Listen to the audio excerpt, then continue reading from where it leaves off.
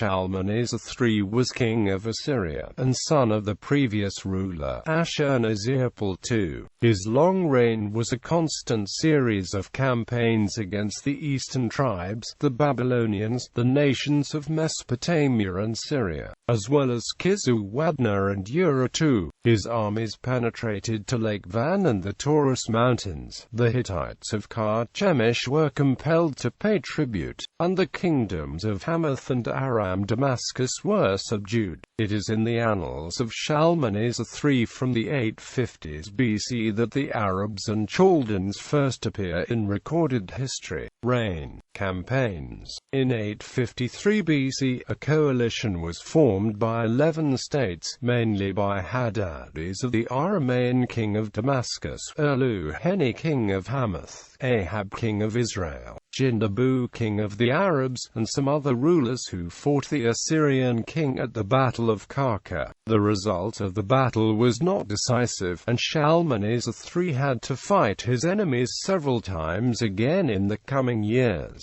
which eventually resulted in the occupation of the Levant, Arabia and Israel by the Assyrian Empire. Against Israel in 842 BC, Shalmaneser campaigned against Hadad's successor Hazael, forcing him to take refuge within the walls of his capital. While Shalmaneser was unable to capture Damascus, he devastated its territory, and Jehu of Israel, together with the Phoenician cities, prudently sent tribute to him in 841 BC. Babylonia had already been conquered, including the areas occupied by migrant Chaldean, Scythian and Aramean tribes, and the Babylonian king had been put to death. Against Tørrissen in 836 BC, Shalmaneser sent an expedition against the Tørrissen, which was followed by one against Cappadocia, and in 832 BC came another campaign against Urartu. In the following year, age required the king to hand over the command of his armies to the Titan Ashur, and 6 years later, Nineveh and other cities revolted against him under his rebel son Ashur-dan-pal. Civil war continued for 2 years, but the rebellion was at last crushed by Shamshi-Adad V,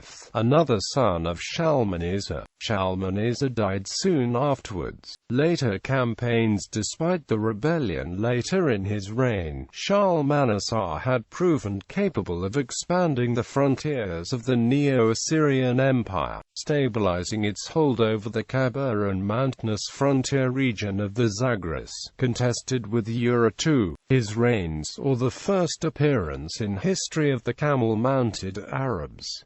In biblical studies, his reign is significant to biblical studies because 2 of his monuments name rulers from Hebrew Bible. The black obelisk names Jehu son of Omri, and the Kirk monolith names King Ahab, in reference to the Battle of Carchemish. Construction in the black obelisk. He had built a palace at Kala, and left several editions of the royal annals recording his military campaigns, the last of which is engraved on the black obelisk from Kala. The black obelisk is a significant artifact from his reign. It is a black limestone bas-relief sculpture from Nimrud, in northern Iraq. It is the most complete Assyrian obelisk yet discovered, and is historically significant because it displays the earliest ancient depiction of an Israelite. On the top and the bottom of the reliefs there is a long cuneiform inscription recording the annals of Shalmaneser III. It lists the military campaigns which the king and his commander-in-chief headed every year, until the 31st year of reign. Some features might suggest that the work had been commissioned by the commander-in-chief, Ashur. The second register from the top includes the earliest surviving picture of an Israelite, the biblical Jehu, king of Israel. Jehu severed Israel's alliances with Phoenicia and Judah, and became subject to Assyria. It describes how Jehu brought to send his tribute in around 841 BC. The caption above the scene, written in Assyrian cuneiform, can be translated, "The tribute of Jehu, son of Omri. I received from him silver, gold, a golden bowl, a golden vase with pointed bottom, golden tumblers, golden buckets, tin, a staff for a king's spears."